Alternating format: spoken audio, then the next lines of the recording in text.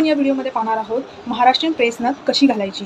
जर तुम्ही ही technique follow केली तर नक्कीच तुमची नथ पडणार नाही सारखी सारखी, किंवा त्याची तार तुटणार नाही, किंवा ती लूजही होणार नाही। तर तुम्हाला ही टेक्निक जाणून घ्यायचं असेल तर हा व्हिडिओ नक्की पूर्ण पहा।